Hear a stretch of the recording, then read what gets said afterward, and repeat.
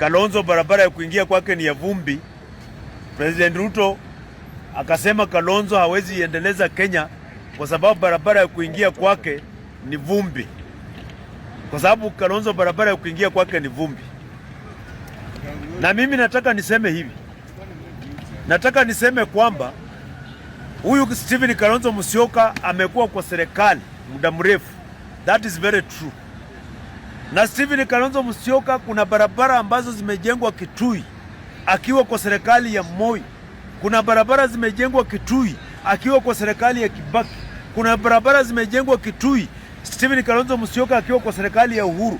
Kama hii barabara ambayo inaitwa Kibwezi Kitui Road imejengwa Kalonzo akiwa kwa serikali ya Uhuru. Kalonzo is not so selfish. Kalonzo akipata opportunity ya barabara ya kupeleka kwao, anajenga barabara ambayo itasaidia watu wote. Sio kama Ruto. Anajenga barabara ambayo itasaidia watu wote kuliko ajenga barabara ambayo itaingia kwake. Kalonzo akipata opportunity ya barabara ya kupeleka kwao, anajenga barabara ya kusaidia watu wote. That is why unaona Kibwezi Kitui Road na barabara zingine huko zimejengwa za kusaidia watu wote. Ruto alikuwa anataka Kalonzo akuwe selfish, badala ya kujenga barabara ya kusaidia watu wote aanze na ya kwake. Ruto anataka Kalonzo akuwe selfish kama yeye, kwa sababu Ruto ni selfish. So anataka Kalonzo, anashangaa huyu Kalonzo mbona sio mtu selfish. Ruto is wondering why is Kalonzo not a selfish person.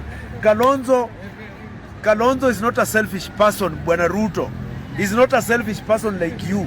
Unashangaa mbona Kalonzo hajajenga barabara ya kuingia kwake.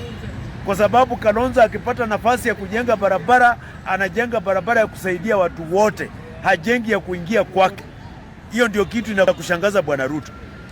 Na wacha nikuambie bwana Ruto, Kibaki akiingia kwa serikali, Kibaki akiingia kama president 2002, Kibaki akiingia kama president 2002, alikuwa amekuwa mbunge wa Othaya for 24 years. Kibaki since 1978 mpaka 2002 Kibaki aliongoza Othaya for 24 years, 1978 to 2002. Na katika hiyo 24 years Kibaki hakuna kitu alifanya Othaya. Zero. Kibaki alifanya zero Othaya. Hata barabara ya kuingia kwa Kibaki Othaya kwa nyumba ilikuwa mbaya. Na alikuwa mbunge 24 years na alikuwa minister mpaka akakuwa minister of finance. Lakini barabara ya kuingia kwa Kibaki Othaya ilikuwa barabara ya matope. Lakini Kibaki alipochukua president 2002, zile vitu ambazo hakufanya Othaya in 24 years as an MP aliweza kuziaccomplish in his presidency. He accomplished everything in his presidency. Kibaki accomplished everything in his presidency. He accomplished in Othaya. He accomplished in Othaya what he did not do in 24 years. He accomplished in his presidency. Kibaki accomplished in his presidency zile vitu ambazo hakufanya akiwa mbunge. And that is why leo tunasema Kibaki is the best president that Kenya has never had. Kibaki is the best president that Kenya has never had, and maybe we shall never have. Kibaki hatukumjaji 2002 tukasema ati hajajenga barabara ya kuingia kwake hawezi kuwa president. We never charged him. We never charged him like that.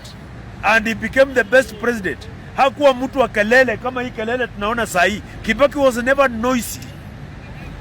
He accomplished in silence. Kibaki did a lot of things in silence. Kibaki actions spoke for Kibaki. He did not speak for himself. Kibaki hakuwa anakuja kuambia watu mnaona nimetengeneza Thika Super Highway. Mnaona nimetengeneza Thika Super Highway. Kibaki hakuwa mtu wa kulunch. Hakuwa mtu wa kelele. He accomplished in silence.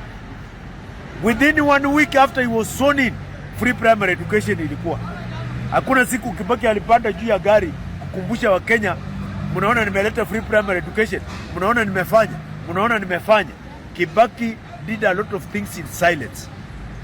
So bwana Ruto, mimi nataka kuambia huyu Kalonzo Musyoka ambaye unaona, Kalonzo Musyoka is the person that we want to take from you the presidency, because we are tired of noise.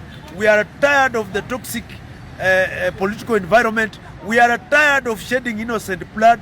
We want a break in this country. We are tired of noise. We want a president who will give us a break in noise. We want a president who will implement in silence. We want a president whose actions will speak for him. And that president is Stephen Kalonzo Musyoka. Asante.